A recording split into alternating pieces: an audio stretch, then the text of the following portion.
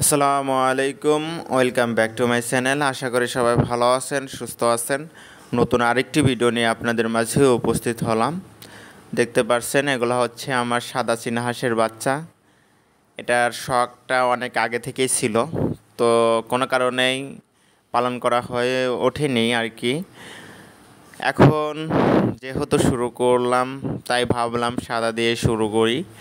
তো এখানে হচ্ছে 18টার ব্যাচ, আর একটা ব্যাচ আছে 16টার ব্যাচ। তো ছোটো থেকে শুরু করে এই পর্যন্ত আমি বাচ্চাগুলোকে আমি কী কী খাবার দিয়েছি, কী কী মেডিসিন দিয়েছি, সেই বিষয় নিয়ে আপনাদের সাথে কথা বলবো ইনশাল্লাহ। যারা এখনও আমার চ্যানেলটিকে সাবস্ক্রাইব করেননি, অবশ্যই চ্যানেলটিকে সাবস্ক্রাইব করে পাশে থাকুন, যাতে চীনা হাঁসের কোনো ভিডিও আপলোড করলে আপনি সবার আগে পেয়ে যান।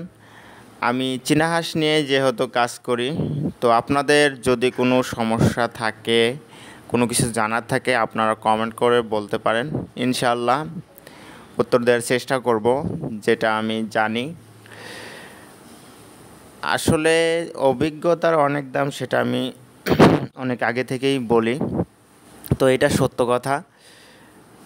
আর আমি এটা নিয়ে কাজ করছি, জানার কোনো শেষ নাই, অনেক ঘাটাঘাটি করতে হয়। আমার থেকেও অনেক অভিজ্ঞ সম্পন্ন লোক আছে, আমি এটা বিশ্বাস করি। আমিও শুরু করছি, সবাই দোয়া করবেন আমার জন্য, যেন এটা নিয়ে আমি ভালো কিছু করতে পারি। এটা নিয়ে আসলে আমার সামনে অনেক বড় একটা প্ল্যান আছে, সেটা সেই পর্যন্ত যাইতে পারি, সে দয় করবেন। তো জিরো থেকে শুরু করে আমি বাচ্চাগুলোকে কি কি খাবার দিয়েছি, কি কি মেডিসিন দিয়েছি, সেটাই এখন বলবো। আমি জিরো থেকে শুরু করে 1 থেকে 3 দিন বা 5 দিন, তখন থেকে শুরু করে স্টার্টার ফিড 1 মাস পর্যন্ত ব্যবহার করতে হবে আপনাদের। আমি নিজে ব্যবহার করি, এতে করে আপনার বাচ্চার গ্রোথ, পুষ্টিকর খাবার সম্পূর্ণ থাকে ওই ফিডের মধ্যে, যার জন্য বাচ্চার গ্রোথটা অনেক ভালো আসে। আল্লাহর রহমতে আমার বাচ্চাগুলোর গ্রোথ বেশ ভালো হয়েছে। তো ক্যামেরাতে আসলে ছোট দেখা যাইতেছে, কিন্তু আসলে বাস্তবে এটা আরও বড় আমার হাঁসগুলা। দেখেন কিভাবে খাচ্ছে, এটার বয়স 1 মাস প্লাস। তার জন্য এখন বর্তমান আমি এই বাচ্চাগুলোকে খাবার দিচ্ছি গমের ভুসি, ভুট্টা ভাঙা, গ্রোয়ার ফিড, সামনে ধানের তুষ বা গুঁড়া যেটাই বলেন ওইটা ব্যবহার করব। আরও কিছু অন্যান্য খাবার যেগুলো আছে সেটা ব্যবহার করব, হালকা ভাতও দেব। তো সামনে সেটা অভ্যাস করতে হবে। তো প্রথমে হচ্ছে স্টার্টার ফিড, সেটা খাওয়ার অভ্যাস থাকে। প্রথমে অন্যান্য খাবার দিলে সেটা খাইতে চায় না, যে কোনো জিনিসের আসলে অভ্যাস করতে হয়। তো 1 মাস পরে হচ্ছে যে আপনাদের অবশ্যই গমের ভুসি, ভুট্টা ভাঙা, অন্যান্য যে খাবারগুলো আছে সেগুলোতে অভ্যাস করতে হবে। আর সাথে হচ্ছে স্টার্টার ফিডটা বাদ দিতে হবে, গুঁড়ার ফিডটা হালকা দিতে হবে, এতে করে বাচ্চার গ্রোথটা ভালো থাকবে। ধরে মানে বাচ্চার গ্রোথটা একটা পর্যায়ে থাকবে।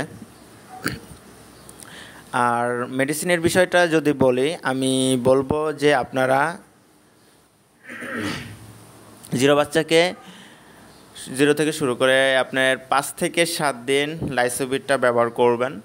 তারপর ব্যবহার করবেন মাইক্রোনিট 3 দিন অথবা 5 দিন, তারপর থায়াবিন, এরপর হচ্ছে জিঙ্ক, এরপর মাল্টিভিটামিন, এরপরে বর্তিতে হচ্ছে লেবার টনিক ব্যবহার করতে পারেন। তো এভাবেই পর্যায়ক্রমে আপনাদেরকে মেডিসিনগুলো চেঞ্জ করতে হবে আস্তে আস্তে। তো সুস্থ রাখার জন্য আসলে আমাদেরকে যে কোনো জিনিস পালন করতে গেলে সেটার মেডিসিন দরকার হয়, মেডিসিনগুলো দিতে হয় যাতে অসুস্থ না হয়। রোগ হওয়ার আগেই আমাদের রোগ প্রতিরোধ ব্যবস্থা নিতে হবে, না হলে দেখা যায় যে আমার হাঁসগুলো সুস্থ আছে, আমি কোনো ওষুধ দিই না। এভাবে করলে দেখা যায় এক পর্যায়ে হঠাৎ করে অসুস্থ হয়ে কিন্তু শেষ হয়ে যায়। আর বিশেষ করে চীনা হাঁসের কিছু সমস্যা আছে, সেটা হচ্ছে যে আপনার ল্যাংড়া হয়ে যাওয়া বা খোরা রোগ যেটাই বলেন। তো এই সমস্যাটা একটু বেশি হয়, হাঁটতে পারে না। এটা একটা বড় একটা সমস্যা। তার জন্য আপনাদেরকে অবশ্যই থায়াবিন দিতে হবে। থায়াবিনের অভাবেই এই রোগটা হয়ে থাকে, প্যারালাইসিস এটাই বলেন, এই রোগটা হয়ে থাকে। এটা কিন্তু আপনাদের অবশ্যই দিতে হবে। আর ভিটামিনের ঘাটতি থাকলে বাচ্চার গ্রোথ ভালো আসবে না, এটাই স্বাভাবিক। তো এদিকেও আপনাদেরকে অবশ্যই খেয়াল রাখতে হবে।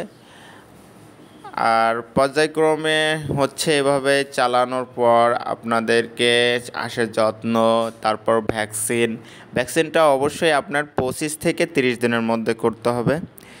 এর মধ্যে ভ্যাকসিন করানোর পর তারপর 15 দিন পর বুস্টার ডোজ, ডাক প্লেগ ভ্যাকসিন। প্রথম ডোজটা 25 থেকে 30 দিনের মধ্যে ডাক প্লেগ প্রথম ডোজ, বুস্টার ডোজ এর 15 দিন পর। তারপর হচ্ছে ডাক কলেরা, 60-65 দিনে ডাক কলেরা দিতে হবে প্রথম ডোজ। তারপর হচ্ছে বুস্টার ডোজ। এরপরে 4 মাস 6 মাস পর পর এভাবেই দিতে হবে। তো প্রথম আসলে ব্যবস্থাগুলো আপনাকে অবশ্যই সঠিক নিতে হবে, নিয়ম মাফিক করতে হবে।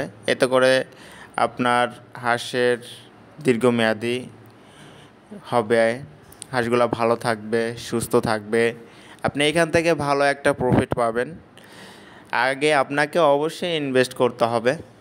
অনেকেই আছে যে হাঁসকে ঠিক মতন খাবার দেয় না, যে ভাবে যে হাঁসগুলো এমনিতেই হবে, কম খাবার দিলে হয়। আসলে এমনটা না, আপনাকে প্রথম অবস্থায় সর্বোচ্চ যত্ন নিতে হবে। এতে করে দেখবেন যে আপনার বাচ্চাগুলোর গ্রোথ খুবই দ্রুত আসবে, খুবই ভালো আসবে, দেখতেও সুন্দর লাগবে। আর এটা থেকে আপনি ভালো কিছু পাবেন আশা করি। এভাবেই আসলে পালন করলে আসলে লাভবান হওয়া সম্ভব। সবার জন্য দোয়া করি। যারা শুরু করতে চাচ্ছেন শুরু করতে পারেন, সাদা অথবা সাদা কালো যেটা নিয়ে শুরু করতে যাচ্ছেন দ্রুত শুরু করেন।